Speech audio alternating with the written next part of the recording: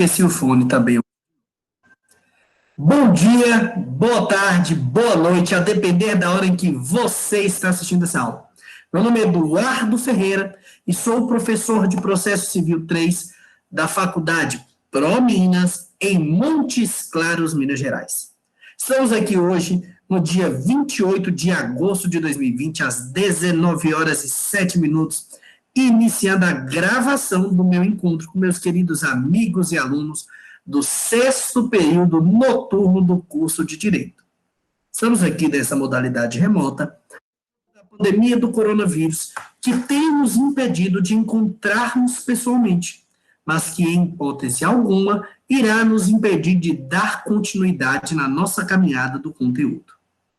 Falando em relação a este dia de hoje, a essa caminhada, reforço a todos o que já foi comunicado anteriormente, que este encontro está sendo inteiramente gravado e, posteriormente, eu estarei disponibilizando para vocês no nosso mecanismo de comunicação institucional da ProMinas. Em relação à questão do nosso encontro também, por eu ainda ter acesso ao nosso pincel atômico na ProMinas, desde hoje de manhã, eu disponibilizei para vocês nos 2 grupos do WhatsApp um material de apoio relacionado a este nosso encontro de hoje. E aí vocês, depois, quando puderem, parem um pouquinho, esse encontro 6 já está disponibilizado para vocês o material de apoio, o material de ontem também, que eu disponibilizei do encontro 5, fala sobre títulos, e agora nós vamos começar a emergir nesses próximos dias muito nessa questão que envolve os títulos executivos, tá bom? No encontro de ontem, só para a gente relembrar, revisamos rapidamente o que é necessário lá no processo de execução da petição inicial, o que o exequente ele tem que instruir, o que ele tem que colocar junto com a petição inicial, o que ele tem que indicar, e o mais importante, que aí pegou um tempo maior da nossa aula, nós vimos a atualização. E tenho certeza que todo mundo agora está metido, agora não tem mais brincadeira, pessoa que deve vocês agora está lascada. Por quê? É o que eu falei, se está devendo R$1, você já manda a mensagem para ele, aí, tudo bem? Quando você vai me pagar R$1,03? E aí você já manda a tabela atualizada na cara da pessoa para ela aprender, tá bom? É isso que eu quero. É bom que vai treinando, né, pessoal? Um detalhe, a gente começa atualizando R$1.000, R$2.000, mas dá muita emoção quando você começa a atualizar 10 mil, 100 mil, 1 milhão, tem hora que dá até um pouquinho de taquicardia. A primeira vez que eu fui atualizar um valor maior, mais elevado, que chega, por exemplo, a 1 milhão, na hora que eu terminei, eu falei, meu Deus, olha o tamanho dessa ação. E é isso que por isso que eu falo e faço questão de ensinar vocês na aula passada, eu quero vocês atualizando de valores menores até valores gigantescos. Salvo se tiver muita complexidade, você vai contratar um contador para fazer para você, né? Porque você não é doido de fazer um negócio sem ter um conhecimento técnico. Porque tem gente também que tem muita coragem, né? Eu prefiro fazer até meu limite, depois eu passo. Só que os valores, independente se ele é alto, se ele é baixo, a forma de atualizar que é o importante entender. Porque se você compreende verdadeiramente o passo a passo que nós fizemos no último encontro, você consegue atualizar R$10, como você consegue atualizar 100 milhões. A única dificuldade vai ser onde você o valor vai ficar maior, mas a base de atualização vocês já pegaram. Um detalhe, aquela atualização, ela é a básica, ela serve para quase todos os processos. Só que existem alguns processos que são diferentes, igual eu estava falando anteriormente para vocês de um processo que eu distribuí hoje de execução contra a fazenda. Quando é a fazenda ré, a atualização não é daquele jeito. Existe um julgado de 3 RESP, que foram julgados pela STJ, de 2 recursos extraordinários, que definiu o IPCA como atualização, a questão de valor da poupança como juros. Então, quando existem casos que essa atualização ela se torna um pouco mais complexa, tá bom? Mas essa que eu passei para vocês no último encontro, ela é uma mais básica e que se utiliza em grande parte dos processos, tá bom? Maravilha, então. Vamos, então, começar a bater um papo sobre o nosso encontro de hoje. Hoje nós vamos começar falando de um ponto que a gente deixou de falar no último encontro, mas que é necessário a gente comentar aqui antes de seguir para a matéria de hoje. Vamos falar da questão que envolve a litispendência e qual que é a importância dela aqui dentro do processo de execução. A litispendência ela existe no processo civil como um todo, mas é lógico que, como estamos aqui numa matéria que é voltada para processo civil 3, execução e cumprimento de sentença, nós vamos fazer essa análise entendendo ainda mais o que isso influencia dentro do nosso caminhar aqui do processo de execução, tá bom? Em relação à questão que envolve a litispendência, nós temos uma busca no nosso sistema jurídico como um todo para o máximo possível de vezes se ter a questão que envolve uma segurança dentro do nosso ordenamento jurídico. E a litispendência aqui, pessoal, ela surge para buscar uma estabilidade jurídica dentro do Estado democrático de direito. Então, vou colocar até aí para vocês que a litispendência, ela vem ocasionar dentro de um processo como um todo, deixa eu colocar aí na tela para vocês, ela vem ocasionar a busca, a litispendência para a estabilidade jurídica de um Estado democrático de direito. Eduardo, mas e aí? Você está falando de litispendência, eu estou escutando você falar, tudo bem, maravilha. Só que eu quero entender o que é a litispendência mesmo. Onde que eu consigo descobrir isso? Pessoal, para você conseguir entender e descobrir o que seria a litispendência, primeiro você tem que ir lá no artigo 300, vou colocar aqui para vocês, 337 do CPC. Artigo 337 do CPC. Não lê ele inteiro, mas você vai dar uma ênfase maior em 3 parágrafos. O parágrafo 1º, o parágrafo 2º e o parágrafo 3º lá do artigo 337. Tá bom? Parágrafo 1º, parágrafo 2º e parágrafo 3º. É só olhar no chat aí, pessoal, que já está na telinha para vocês. Já coloquei aí que está no parágrafo 3º, no parágrafo 2º e no parágrafo 1º. Lá no 337 é aquela parte lá que fala de respostas do réu, fala da questão que envolve a atuação do réu. E aí, fala para a gente aqui no parágrafo 1º que verifica se litispendência ou a coisa julgada, se existe uma ação que produz um efeito. E no que diz respeito a isso, quando eu vou saber que aquela ação ela vai ter gerado a litispendência, vai ocasionar litispendência dentro de um processo? Pessoal, e existe litispendência quando eu tenho verdadeiramente mais de uma ação e que tenham algumas características que são idênticas. E aí, o que você consegue falar para mim que seria idêntico para ocasionar litispendência? O que vocês acham que ocasiona litispendência, pessoal? Me falem aí. Fala aí no chat. Vocês ou não lembram muito dessa parte? Eu vou repetir aqui também, fiquem tranquilos. Mas verdadeiramente, a litispendência, ela acontece, coloquei para vocês, que haverá litispendência quando estivermos diante de 2 ou mais processos que sejam idênticos ao mesmo tempo. E para ser considerado idêntico, é imprescindível possuir as mesmas partes, a mesma causa de pedir, o mesmo pedido. E a litispendência, ela é importante porque ela evita que você tenha, ao mesmo tempo, processos idênticos. Eduardo, e por que isso ocasionaria uma segurança jurídica, igual você havia falado anteriormente? Pessoal, uma questão simples. Quando eu estou aqui no processo de execução, eu tenho uma busca por um mecanismo, por um procedimento que tem uma força muito grande. Uma força de, inclusive, ter a possibilidade de adentrar o patrimônio de um devedor e buscar verdadeiramente parte do patrimônio. Isso é muito sério. Isso tem uma resposta, é uma resposta do nosso Poder Judiciário muito forte em relação ao que é que acontece dentro de um processo de execução.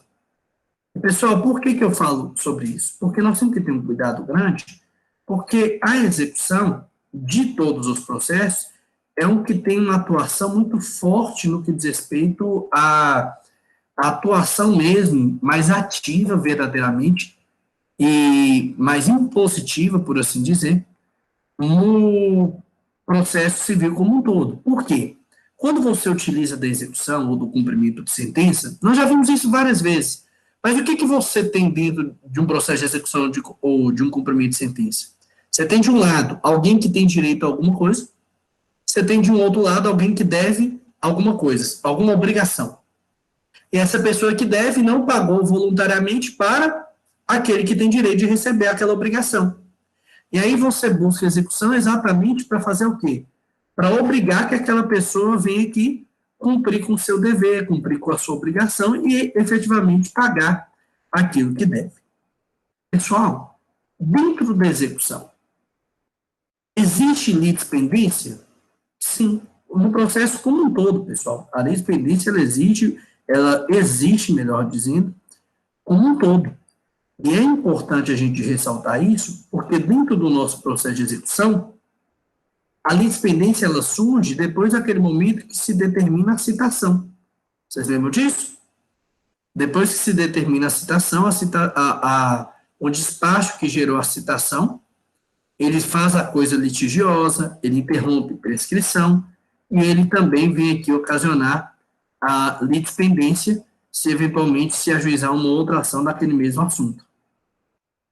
Meus amigos, então a gente tem que ter muita atenção com a questão que envolve aqui a citação dentro do processo de execução, porque quando se tem um despacho determinando a citação, mesmo que aquele juiz que deu o despacho ele for um juiz incompetente, vai ocasionar toda essa questão aqui, de se transformar a coisa litigiosa, de interromper a prescrição e também de ocasionar a litispendência se eventualmente vier a ajuizar uma outra ação com as mesmas partes, a mesma causa de pedir, o mesmo pedido.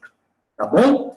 E isso verdadeiramente surge aqui no nosso ordenamento jurídico para quê? Para buscar uma segurança jurídica. Buscar que, por exemplo, eu pegue uma ação contra o Denilson, eu e o Denilson ajuizo aqui em Montes Claros, pego a mesma ação, ajuizo em Bocaiúva, pego a mesma ação, ajuizo em Salvador, e aí o juiz de Salvador fala que sim, o juiz de Montes Claros fala que não, o juiz de Belo Horizonte fala que mais ou menos. Isso geraria o quê, pessoal, no nosso ordenamento jurídico? Uma verdadeira insegurança. É tanto que hoje, dentro do sistema dos tribunais, quando se distribui uma ação, se faz uma pesquisa computadorizada para confirmar se já existe algum processo com aquelas mesmas partes, mesmo pedido ou causa de pedido, porque se existir, já vai confirmar isso para o juiz, e o juiz analisa que já tem litispendência, ele vai parar ali o processo. Tá bom? Conseguimos entender a importância da litispendência no processo como um todo, mas aqui na execução a gente tem um cuidado ainda maior, porque na execução você vai querer pegar patrimônio do devedor. E aí, imagina se ajuiza vários processos ao mesmo tempo, com a mesma causa, mesmo pedido, mesma causa de pedir, a pessoa recebendo limitação no seu patrimônio ao mesmo tempo. Não seria o correto, não seria o justo, não seria verdadeiramente a busca pelo que nós queremos aqui no processo de execução, que não é vingança privada, eu repito isso várias vezes ao longo das aulas. Execução, processo de execução não é vingança, não é para você matar o devedor, não é para você ir lá torturar o executado. É só para você fazer ele cumprir, mesmo que de forma forçada, a sua obrigação. Tá bom? Perfeito, então. Em relação a essa litispendência dentro do processo aqui, conseguimos entender? Sim ou não? Me dá o joinha aí para que eu fique sabendo e a gente vai seguindo. Maria Tereza mandou aqui. Maravilha, então. Wagner falou que sim, Fernanda falou que sim, Leandro também. Maravilha, então. Vamos começar a bater um papo sobre algo que é fundamental no processo de execução e no cumprimento de sentença. Vamos falar sobre título executivo, sangue de Jesus. Alguém aqui já escutou falar sobre título executivo? Sim ou não? Vocês já tiveram contato com algum, seja judicial, extrajudicial? São questões que realmente a gente tem que dar uma olhada. E aí eu coloco para vocês no nosso chat, o que eu estou colocando aqui, muito já está também no material de apoio, tá bom, pessoal? Para vocês que alguns gostam de copiar, outros preferem ficar prestando atenção, mas muito da nossa aula hoje que eu vou colocar no chat, eu já antecipo que está no nosso material de apoio também, combinado?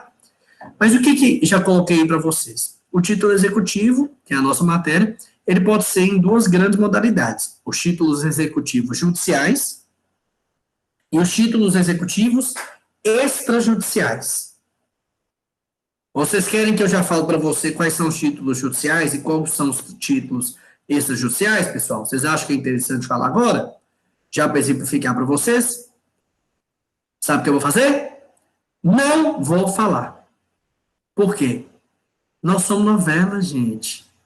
Toma vergonha, vocês têm que acostumar já. Nós já estamos no segundo semestre, Eduardo, novela. A novela, Laços de um Processo, né, pessoal? Todas as quintas e sextas na sua telinha do Hangouts Meets. Pessoal, por que eu falo isso? Hoje nós vamos falar do geralzão que envolve título. Quinta da semana que vem eu vou falar com vocês só de título executivo judicial, vamos falar de todos e fazer os detalhes de todos. E sexta vamos falar de título executivo extrajudicial. Ó, pra você ver, já contei a cena dos 2 próximos capítulos. Você tá doido? Se não é para ficar ansioso antes de ir pro final de semana, eu não sei como é que fica ansioso. Porque normalmente as novelas... Só sinopse. É tipo assim, a gente aponta assim, tá chegando, né? Falou, meu Deus, logo agora, tem que esperar uma semana, né, Juliana? Mas vocês vão ver que na nossa matéria é muito importante entender o que é o título, por quê? Vocês lembram daquele princípio, nulla executio sine título? Vocês lembram dele? Aquele princípio, não há execução sem título?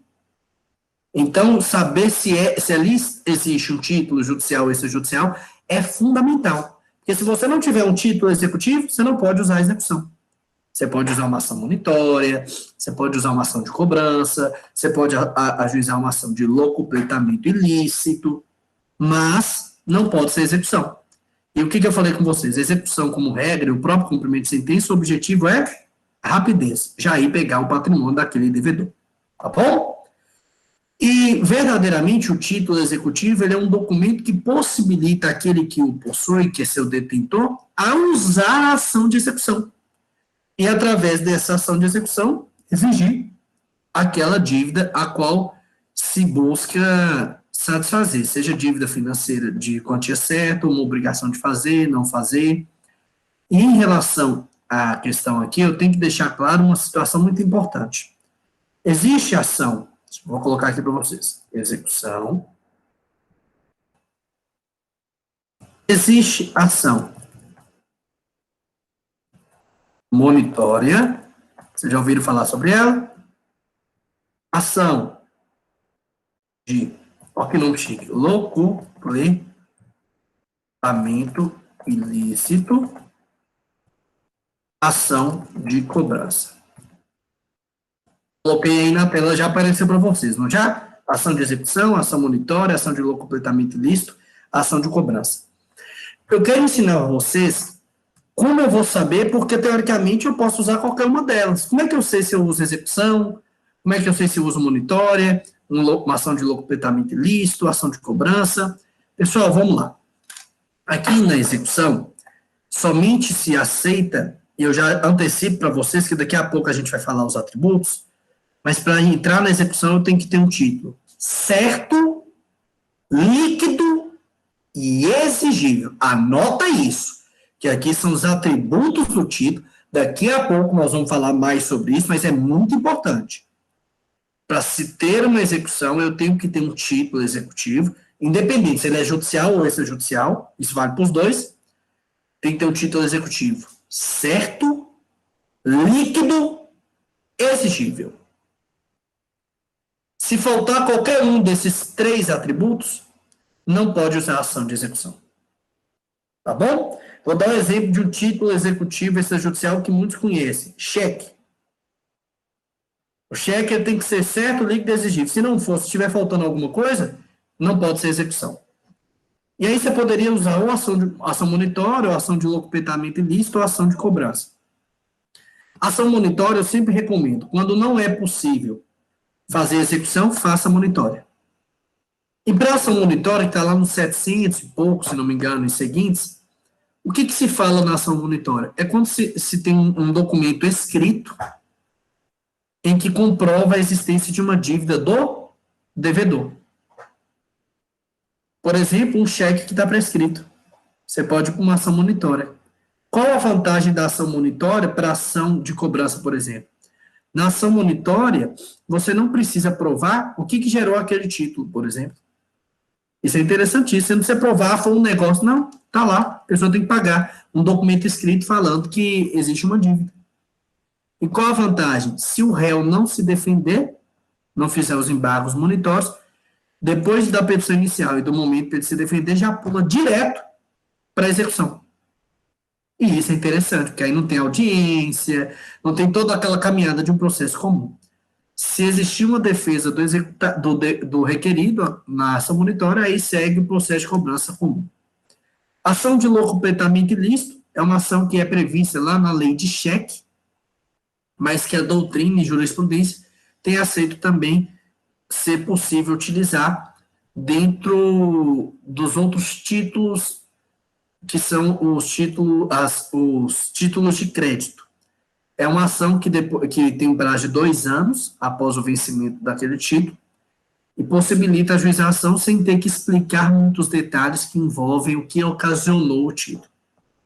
Se não der nenhuma dessas, aí você faz a ação de cobrança. A diferença é que na ação de cobrança vai seguir todo o procedimento ordinário, petição inicial, o despacho da petição inicial, citação, resposta do réu, fase de saneamento, audiência de conciliação ou mediação, vai ter audiência de instrução e julgamento se tiver que produzir provas, vai para a sentença, para depois se recorrer, para só depois ter um título transitado e julgado, e aí sim para o cumprimento de sentença. Então, qual que é a questão que diferencia aqui? O tempo. Uma ação de cobrança tende a ter uma duração maior do que uma ação monitória, do que uma ação de execução, por exemplo. Tá bom? É importante, então, deixar claro que a que a gente quer mesmo é a execução. Por quê? Porque ela é mais rápida, ela é mais agressiva, por assim dizer. Mas para conseguir o título tem que ter esses 3 atributos que nós vamos falar logo mais. Certinho? Pessoal, em relação à execução, lá no CPC, existe uma questão que se torna relevante aqui para a gente. Em relação à questão da execução, ela virou a queridinha, a gente quer ela. Só não vai utilizar a execução quando a gente não tem aqueles requisitos que são necessários. Tá bom? E em relação a isso, eu quero fazer só uma análise com vocês. A questão de título, ela tem que ser analisada iniciando, vendo a questão que envolve a situação do conceito e da natureza jurídica. E em relação a essa questão de conceituação, eu coloco para vocês aí, eu vou ditar aqui, mas eu vou colocar no chat também, para quem gosta de acompanhar pelo chat, um conceitozinho só para a gente anotar, tá bom? Sobre título. Vamos lá que eu vou ditar. O título executivo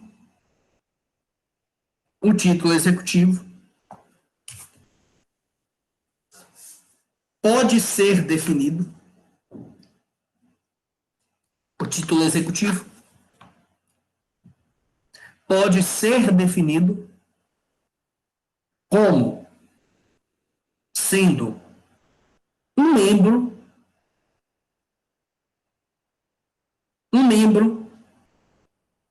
componente, um membro componente da execução processual.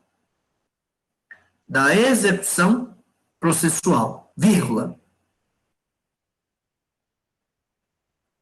É a base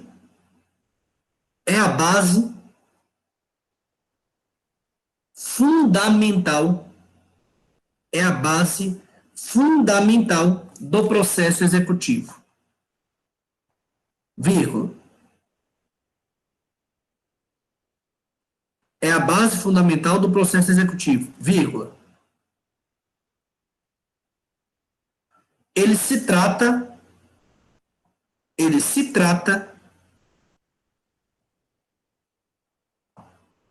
de uma conjunção, ele se trata de uma conjunção do exercício, uma conjunção do exercício da mesma ação, vírgula. Da mesma ação, vírgula. Sendo assim,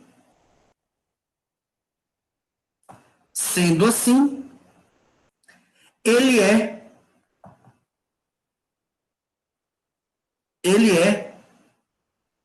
a prova legal do crédito. Ele é a prova legal do crédito. Certinho? Maravilha.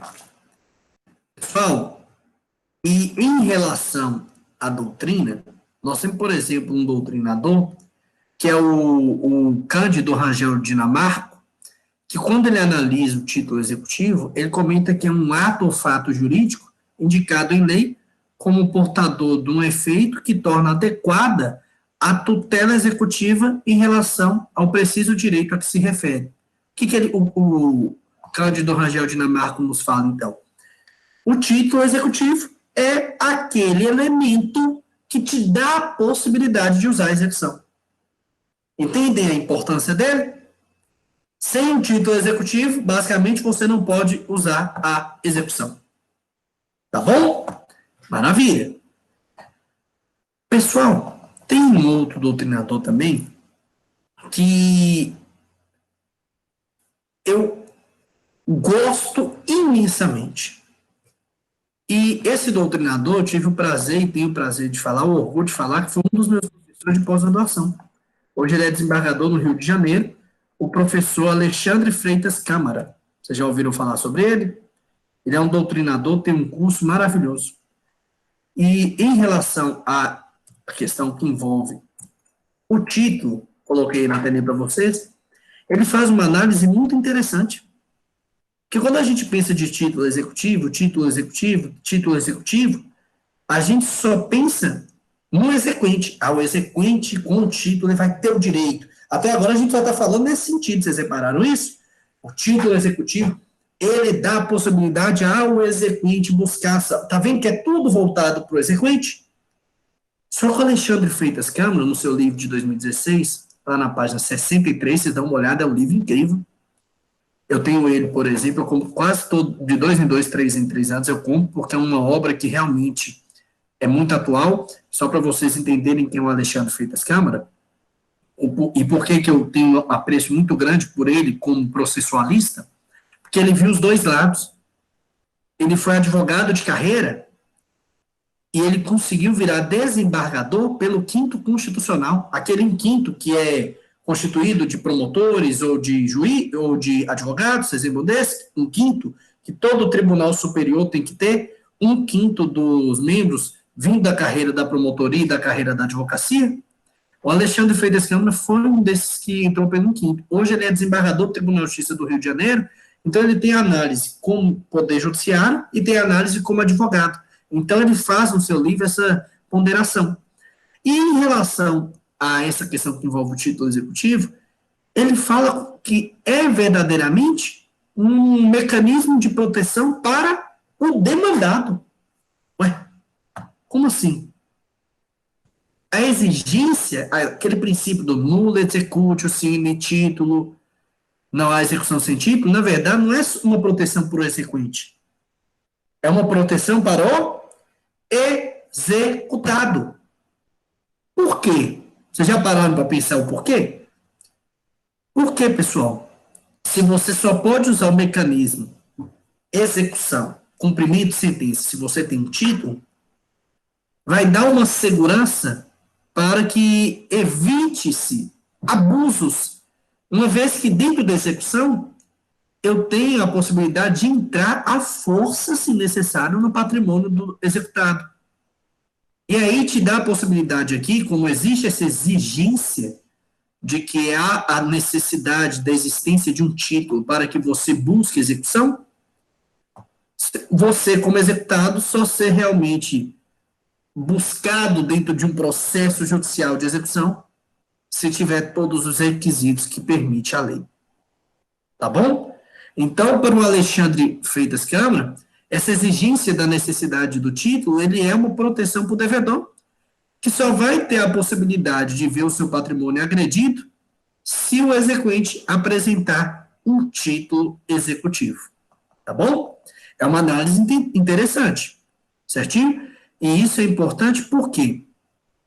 Porque quando nós analisamos os títulos, nós temos ali seria mais ou menos o bilhete premiado para você pular toda uma caminhada que envolve um processo de conhecimento. E isso é interessante por quê, pessoal? Porque ele possibilita você utilizar esse mecanismo. Outro grande doutrinador, que também vocês sabem que eu gosto muito, que é o Fred Didier, coloquei aí na telinha para vocês. Vocês já notaram que eu gosto um pouquinho de Fred Didier Júnior, né? Só um pouquinho, né? Também um grande jurista lá de Salvador, e é um grande processualista. E o que ele fala? Que esse título, ele contém um ato jurídico normativo, que serve de prova e que gera aptidão que permite que se instaure essa atividade executiva, seja definitiva ou provisório, sendo um requisito de validade indispensável. Sem o título, nós vimos, inclusive, que a ausência do título, se você não tem, se você não comprova que ele existe, verdadeiramente você não pode utilizar do processo aqui de execução para ter seu direito resguardado, tá bom? E no que diz respeito a isso, pode surgir uma dúvida. Eduardo, você falou comigo que existe os títulos executivos judiciais e existe os títulos executivos extrajudiciais. Mas eu não sei nem o que é um, nem o que é outro. Então, como é que eu vou saber quem é que cria título? Qualquer pessoa, por exemplo, isso para mim é título, é um título executivo. Aí, por exemplo, a Renata fala, não, aquilo ali para mim é título executivo. Como é que é? É aberto? Qualquer um pode fazer? Os tribunais podem fazer? Como é que surge um título executivo? E aí, eu vou começar a falar com você sobre uma regra, um princípio, chamado taxatividade dos títulos executivos. Já coloquei até esse nome aí para vocês. Tá bom? E por quê? Para evitar bagunça, né? Porque o Brasil, se a gente deixar, tudo vira bagunça. Nós temos que ter limite, porque é o que eu sempre falo com vocês. Ninja samurai brasileiro. Brasileiro está acima. Um dia eu ainda espero fazer uma teoria de um trabalho acadêmico falando como o brasileiro está acima do ninja e do ninja samurai. Vai dar um trabalho, pelo menos, interessante, não vai, pessoal? Imagina, em relação... E uma questão, eu tenho uma colega, uma amiga minha, que ela tem 2 trabalhos, um de TCC e um do mestrado dela, hoje ela é doutora.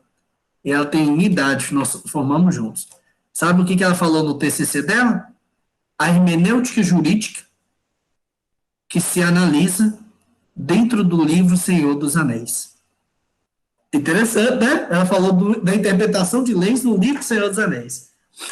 E a dissertação de mestrado dela é o direito e o rock. Até que limite que pode se ir com a arte. Olha que interessante. É para mostrar para vocês que o brasileiro tem uma criatividade que você fala assim, show de bola. Que vamos falar, é criativa? É. Deu trabalho para ela fazer? Muito. Mas se todos usassem dessa criatividade por bem, eu costumo falar que o Brasil seria um dos países mais ricos do mundo, com toda certeza. Só que aí, em relação aqui a essa questão, eu coloquei na tela que esse princípio da taxatividade, notadamente, claramente, ele é uma base que instrui toda a execução. E o que esse princípio da taxatividade do título executivo nos informa? Que, para se ter um título, tem que ser criado por lei. E é mais importante, eu coloquei para vocês, que como nós estamos aqui tratando de questão processual, tem que ser uma lei da União. Por quê? Porque lá no artigo 22, inciso 1º da Constituição da República Federativa do Brasil de 88, ele linka para a gente algumas questões que a União vai legislar. Dentre elas, lá no artigo 22, inciso 1º, o que está? A questão de direito processual. Então, para se ter um título executivo, eu tenho que ter uma criação de uma lei da União, falando que aquele determinado título é considerado para a lei um título executivo. Então, anota aí, por favor, e isso não pode... Eu já vi pegadinha em prova, e muito concurso gosta de cobrar pegadinha nesse sentido, para pegar detalhes e te fazer errar, tá bom? Então, deixa claro aí para vocês, anotem aí, coloquem uma observação, o que eu acabei de colocar aí. A criação de títulos executivos sempre foi uma matéria reservada à competência legal federal. Ah, mas o Estado de Minas quer criar um título. Ah, que bonito, ah, que maravilha. Que bom que ele tem vontade, o problema é dele. Porque isso é matéria da União. Ah, mas o município quer criar um título. Meu Deus, sério? Parabéns para esse município. Não pode, não. Por quê? É da União, simples assim. Maravilha, então. Pessoal, só para a gente não se perder e seguirmos juntos. Todo mundo até agora está junto nessa caminhada? Está conseguindo compreender? Me dá um joinha aí no chat, me fala aí no microfone, que eu preciso saber se estamos caminhando juntos para a gente dar prosseguimento. Denilson falou que sim, Fred falou que é ok, Luciano falou que é ok. Maravilha, então. Renata também, Fernanda. Vamos seguindo, então.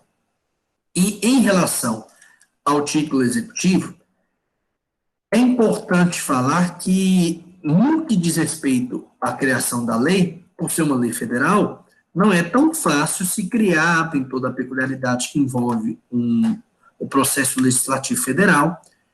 E em relação à execução como um todo, nós temos a execução e o cumprimento de sentença, como eu já falei com vocês em algumas outras oportunidades, e só para vocês se ambientarem, porque é importante para começarem a se ambientar, coloquem para mim o local onde vocês vão encontrar os títulos. Anota aí. Títulos executivos. Títulos executivos, que são os extrajudiciais, perdão, eles estão lá no artigo 784 do CPC. Então, anota aí. No artigo... Judiciais? Extrajudiciais. Tá bom? Ah, tá. Vão ser base para execução. Títulos executivos extrajudiciais. Então, você quer saber quais são, onde estão? Fiquem tranquilos que nós vamos ver isso semana que vem detalhadamente. Mas está lá no artigo 784 do CPC. Tá bom? E lá você vai ter quantos incisos? 12 incisos que falam para a gente sobre o que, de acordo com a nossa lei, e o CPC é uma lei federal, onde que você vai conseguir encontrar vai conseguir verificar que aquilo ali efetivamente é um título executivo e assim conseguir responder e utilizar, por óbvio, de todo o mecanismo processual da execução. Tá bom? Por sua vez, se você está pensando em um cumprimento de sentença, onde você tem que procurar para ver se você tem um título executivo judicial? Lá no artigo 515 do CPC. Coloquei na telinha para vocês anotarem com tranquilidade, tá bom? A lista onde você vai encontrar os títulos executivos extrajudiciais, está lá no 784 do CPC. A lista que você vai achar os títulos executivos judiciais, lá são 10 incisos, um foi vetado, mas hoje tem efetivamente 9, você acha lá no artigo 515 do CPC. Estou colocando aqui só para vocês se ambientarem, porque isso é tão importante que eu fico com 2 encontros só para tratar das diferenciações entre eles, tá bom? E é importante deixar claro que, no que diz respeito a essa situação, deixar somente para se criar por lei é uma busca, e eu quero que vocês anotem, pela segurança jurídica. E pela sensação de segurança jurídica no nosso país como um todo. Tá bom? Por quê? Porque no que diz respeito aqui à questão que envolve a execução, nós estamos vendo quanto ela é peculiar, o quanto ela é forte, ela vai entrar no seu patrimônio, vai pegar suas coisas, você vai ficar chorando, ai meu Deus, pegou minhas coisas, e ela vai pegar essas coisas. Pessoal, então só com lei para conseguir se ter um título executivo. Anotem uma observação que eu vou falar depois com vocês. Existe uma corrente doutrinária fala da possibilidade das partes na execução poderem criar um título executivo extrajudicial. Tá bom? Anota assim. Eu vou repetir para vocês. Anota assim. Existe uma parte da doutrina, e aí vocês podem colocar, tipo de exemplo, Fabiano Carvalho. Existe uma parte da doutrina, e vocês colocam aí como exemplo Fabiano Carvalho, e entende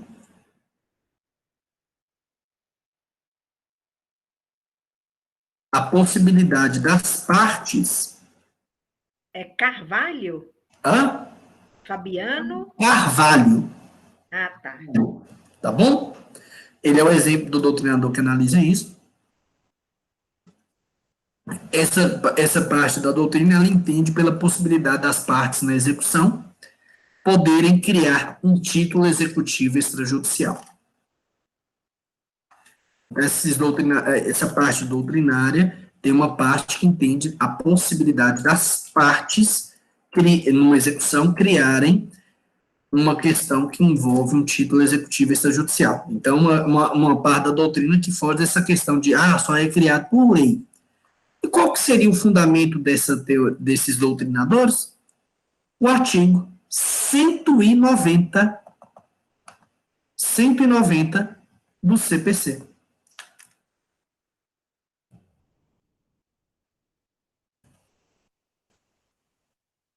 Olha o que está no 190. Coloquei para vocês na telinha.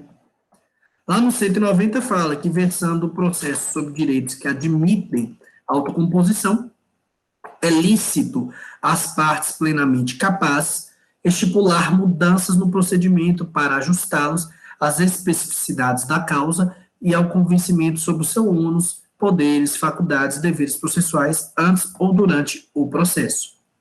E aí, por conta desse artigo 190 do CPC, alguns doutrinadores batem na tecla da possibilidade de partes num processo de execução, por exemplo, vir aqui criar um título executivo extrajudicial. É um pouco complicado, porque é algo divergente, é algo que gera questionamentos, mas, teoricamente, é uma questão que é levantada pela doutrina e que nos faz fazer uma reflexão sobre se é ou não possível, e isso nós vamos vendo ao longo do nosso semestre. Eu já reforço que uma parte forte da doutrina entende que é só realmente através de lei, mas que isso, todos os doutrinadores que eu tenho visto, Fred Dier, Humberto Eudoro Júnior, o Alexandre Freitas Câmara, todos eles comentam sobre isso. A Fernanda fala, uma corrente minoritária? Fernanda, não posso nem falar que é minoritário, porque quase todos os doutrinadores falam sobre isso. E colocam porque dentro da lei se teve essa autorização. Mas alguns doutrinadores, eles tendem a ir com uma liberdade maior, em que as partes na execução fazem título de qualquer forma. Não é assim. E aí alguns doutrinadores têm um pouco de cautela. Só que eu não posso virar para você e falar que é simplesmente minoritário, porque vários doutrinadores comentam sobre essa possibilidade do título executivo judicial, que viria dessa relação processual autorizada lá no artigo 190 do CPC. Tá bom? Me fala se conseguiu entender, Fernanda. Entendeu? Obrigado. Maravilha, então. E aí, nós estamos entendendo que o título executivo tem muita peculiaridade, não tem, pessoal? Tem toda uma análise que deve ser feita, o cuidado que deve se ter, e em relação aqui à questão que envolve o título, eu quero falar agora com vocês de uma situação que lá no começo do nosso encontro, eu já coloquei para vocês na cabeça, mas agora nós vamos tratar de uma forma mais detalhada. Os atributos da obrigação representada em um título executivo. O que é isso? Quais os requisitos que um título deve possuir para ser considerado um título executivo? Onde você vai achar isso no CPC? No artigo 783 do Código de Processo Civil de 2015. Está aí na tela para vocês no nosso chat. E o que fala para a gente o 783? A execução para cobrança de crédito fundar-se-á em título de obrigação certa, líquida e exigível. Quais são os 3 atributos, então, de um título? Certeza, liquidez, exigibilidade. Gente, presta atenção. Isso vale tanto para o título judicial como para o extrajudicial. Presta atenção mais uma vez. É obrigatório ter esses 3 requisitos ao mesmo tempo. Se tiver faltando qualquer um deles, não é título executivo. Conseguiu entender isso? Anota isso para não errar. É os 3 ao mesmo tempo. Tem que ter ao mesmo tempo certeza, tem que ter ao mesmo tempo a liquidez e ao mesmo tempo tem que ter exigibilidade. Se não tiver, não é execução, você vai ter que fazer alguma análise, ou vai ser cobrança, ou vai ter, quando falta liquidez, buscar, por exemplo, a questão que envolve a liquidação de sentença, que nós vamos tratar sobre isso, né? E em relação à questão que envolve esses atributos, se torna necessário que a gente venha aqui analisar cada um deles. E aí, primeira pergunta, o que seria uma obrigação considerada certa? O que seria essa certeza? Pessoal, certeza eu coloquei obrigação certa, só para vocês anotarem, já está aí no chat para vocês. O que seria essa obrigação certa? É a obrigação objeto do processo e que deve ter a certeza como um requisito básico. A obrigação ela deve existir. Sem você conseguir extrair do título a obrigação, não há o que se falar em execução. Porque você tem que ter certeza sobre o que é aquele título executivo está ali elencando, que está ali trazendo. Se não existe certeza, não dá para se falar no que diz respeito às outras questões, como liquidez e exigibilidade. Tá bom? E em relação à questão que envolve essa situação da certeza, o Fred Didier, ele costuma falar, inclusive, que dos 3 atributos, a certeza tem que ser o inicial, porque se você não tem certeza, você não tem o resto. Ah, mas como é que vai ter liquidez e exigibilidade se você não sabe nem qual que é a obrigação? Consegue entender? Então, certeza é assim, devo 50 mil reais por conta de tal situação. É claro, não tem discussão. Por exemplo, o Juliano comprou na mão do Eduardo um produto X, assinaram um contrato e lá fala que o Juliano deve 10 mil reais pela compra. É certo, é claro, consegue entender? Não vai receber. Tá aí, ó, aí já começou a dificultar a cobrança, só para você ver. Mas em relação à questão da certeza em si, é claro, o Juliano deve, Eduardo, quanto? 10 mil reais pela compra de um produto, por exemplo. Pessoal, vamos imaginar uma nota promissória em que a Ana Santos ela vai lá e assina falando que ela deve 50 mil reais. Opa, 50 mil reais ela deve pela compra? É claro, é certo. Tá bom? Por isso eu coloquei na tela para vocês se será considerada certa aquela obrigação em que você consegue notar realmente que ela existe. Você consegue notar a clareza no que diz respeito ao que é ali devido, o que é realmente aquilo que pode ser requerido ali, que pode se buscar, que verdadeiramente está se buscando dentro de um processo judicial. Tá bom? Em relação à certeza, certinho? Olha que você vê que pleonasmo horroroso, né? Em relação à certeza, certinho? Pode falar. Eduardo, Pode falar, Verônica. No caso aí, seria uma situação tipo quando um processo não tem mais como reverter, né? No caso, assim, se é um título, se eu tenho a certeza do processo que aquele direito foi constituído, não tem como mais reverter, seria um tipo de certeza, seria tipo isso? Você está falando uma sentença transitada em julgado. Isso. Ela é, por exemplo, nós vamos ver o primeiro título executivo judicial. Só que o que é certeza? É quando você pega a sentença, Verônica, e consegue entender qual que é a obrigação. Vamos dar exemplo? Você ajuizou uma ação contra a minha pessoa. Na sentença fala assim, Eduardo, ao realizar determinado comentário, gerou um desgaste à imagem da Verônica. E por isso ele foi condenado a pagar R$ 10.000 de dano moral e R$ 10.000 de dano material. O que é essa certeza, Verônica? Você consegue entender através disso qual que é a obrigação que eu te devo? Nesse caso é muito claro. O que é a minha obrigação? 10.000 de dano moral, 10.000 de dano material. Então, o que é certeza? É você conseguir ler o título e entender o que o executado está devendo. Um detalhe, nós damos muitos exemplos aqui de questão que envolve quantia certa, mas a obrigação pode ser, por exemplo, falando que eu devo para o Fred, por exemplo, a obrigação de entregar uma coisa certa. E aí está bem claro lá que eu tenho essa obrigação. Então, fiquem atentos que certeza não quer dizer automaticamente valor. Não tem que ter um valor lá específico. Porque a obrigação ela pode ser de quantia certa, mas também ela pode ser uma obrigação de fazer. Ou uma obrigação de não fazer. Ou mesmo uma obrigação de entregar coisa certa. Então, a certeza é quando você, ao analisar o título executivo, você consegue entender qual é a obrigação ali, tá bom?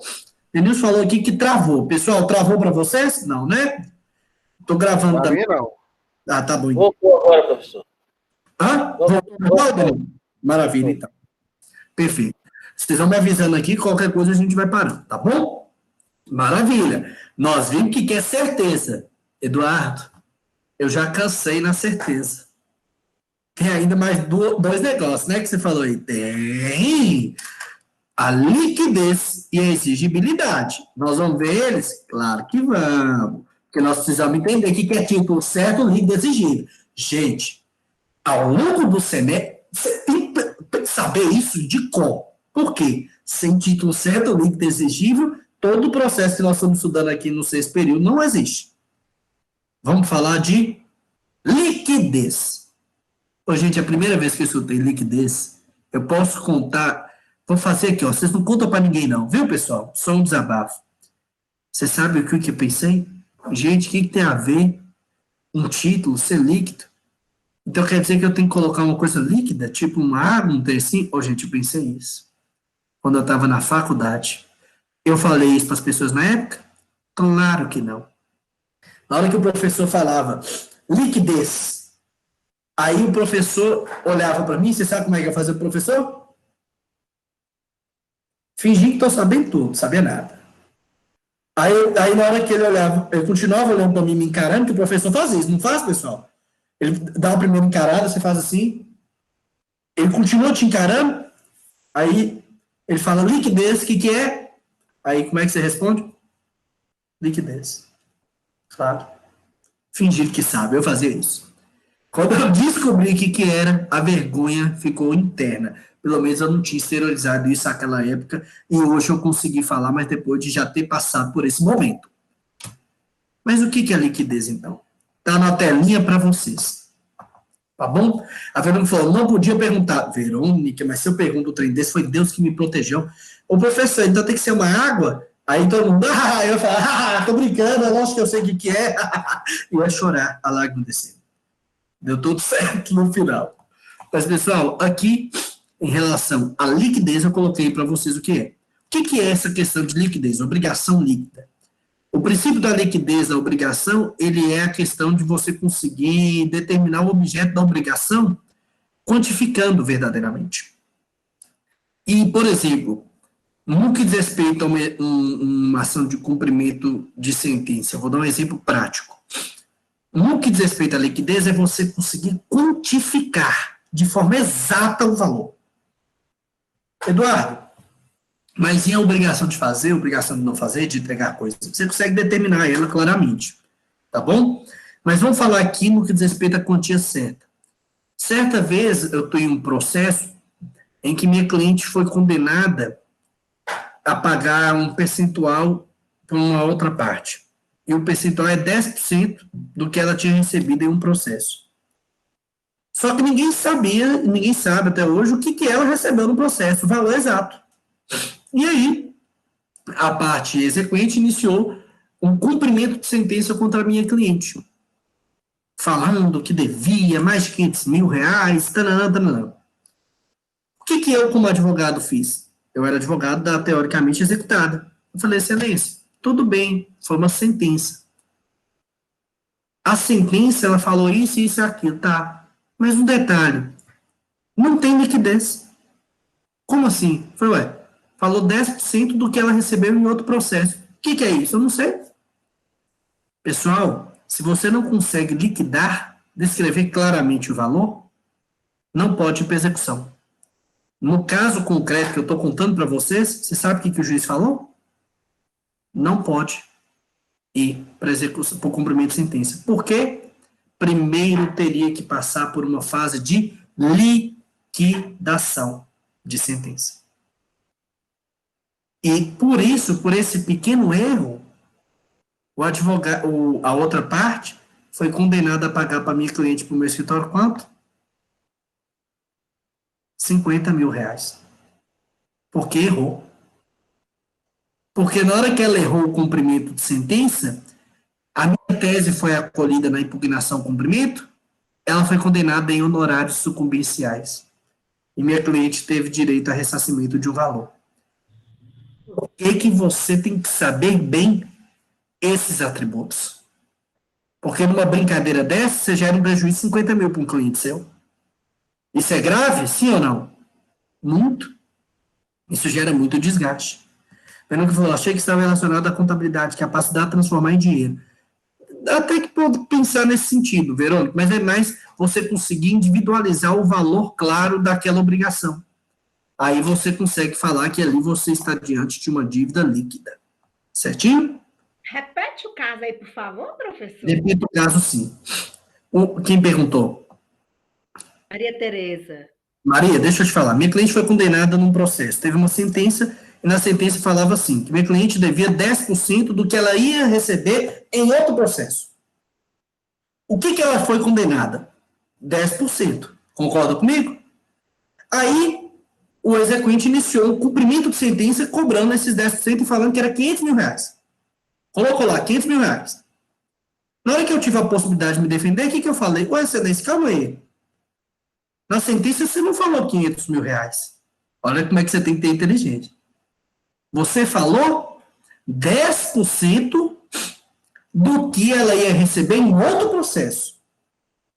Eu não sei quanto que é isso. Nós vamos ter que parar e fazer a liquidação de sentença. Um perito vai ter que vir calcular quanto que ela ia receber lá, para depois que calcular lá, eu conseguir entender o que é 10%. Eu não consigo saber quanto que é. O juiz acolheu a tese nossa. Falou, realmente, eu não condenei no valor líquido, eu condenei em 10%.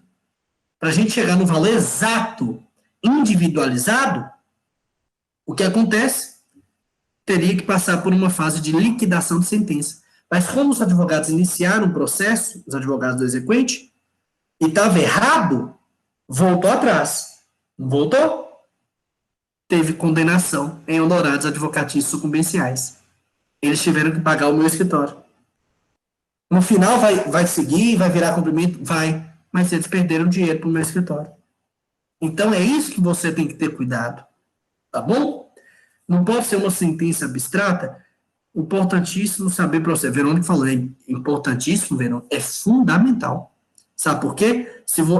O que eu falei com vocês no nosso primeiro encontro, lá no semestre passado, que eu ia ensinar vocês, a gente ia construir um conhecimento que ia mudar a vida no que diz respeito à caminhada processual, profissional como um todo. Por quê? É o que eu falo com todo aluno, a gente tem que puxar a sardinha para o nosso lado, né, pessoal? Não adianta nada você saber todo direito, eu tenho direito, meu direito aqui, ó que bonito. Se você não sabe usar o mecanismo que vai efetivar seu direito. Por isso, pode falar, Juliano. No caso que você citou aí anteriormente, você citou que o juiz condenou a parte em 10% do valor. É 10% do valor da causa, não? O valor da causa estava determinado? Não. Eu estava questionando isso. Na sentença, o juiz não quantificou o valor, entendeu?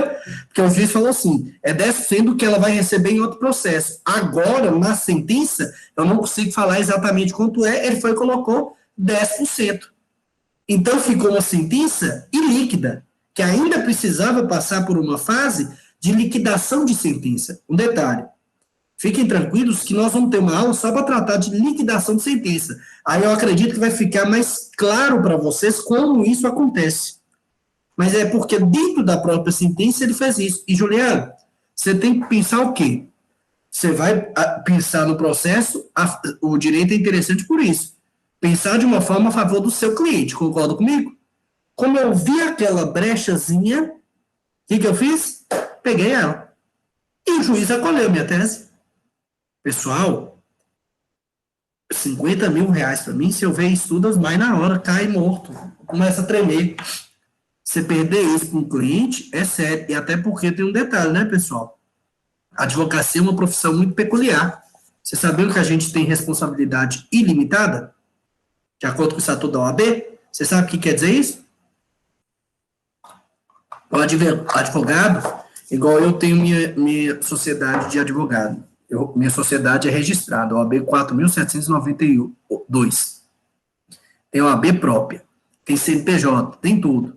Tem capital social, mas eu respondo com o meu patrimônio inteiro. O Estatuto da OAB determina isso. Ó, pra você ver, advogado tem responsabilidade ilimitada. Então, se você gera um prejuízo de 50 mil para o seu cliente, teoricamente, pode até te processar.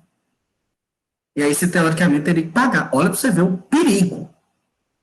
Entende? Por isso que eu falo, pessoal, saber processo é fazer vocês ganharem dinheiro. Porque se você sabe manusear bem essas peças nesse verdadeiro jogo de xadrez, mesmo que seu cliente não tenha o direito, porque minha cliente, ela deve. Vou condenada. Mesmo assim, eu consegui fazer minha cliente ter uma devolução de valor e condenar a parte contrária a pagar meu escritório um valor.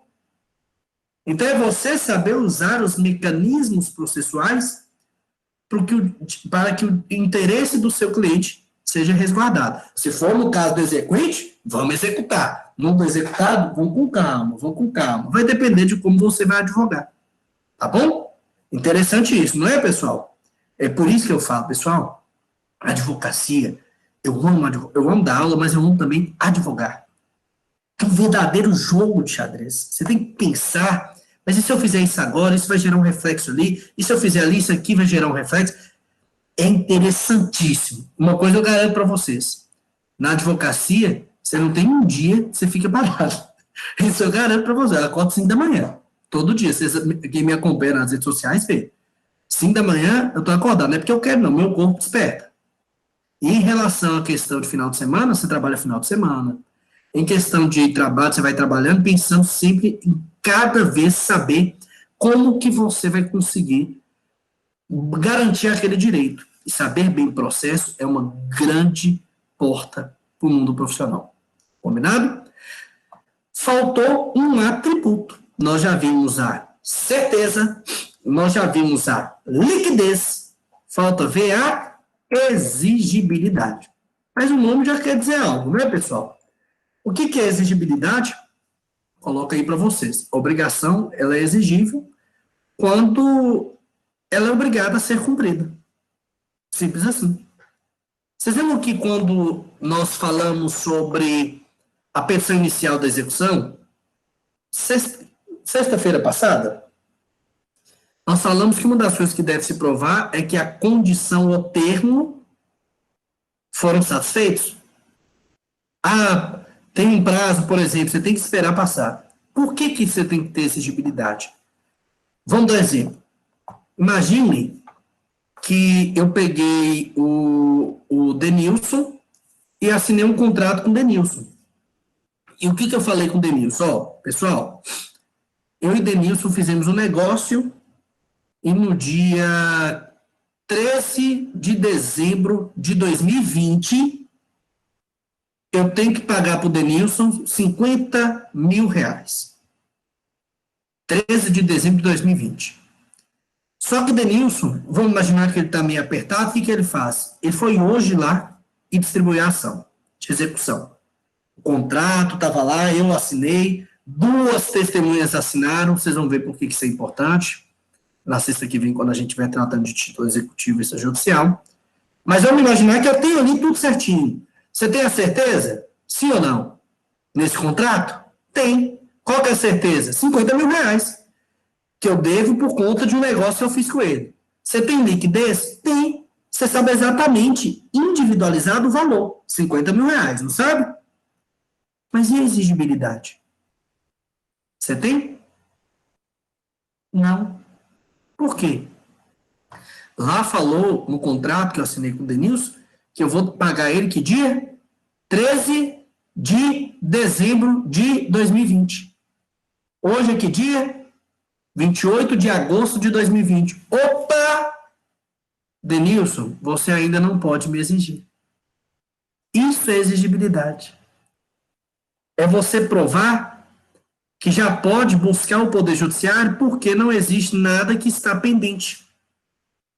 É uma obrigação que já está vencida.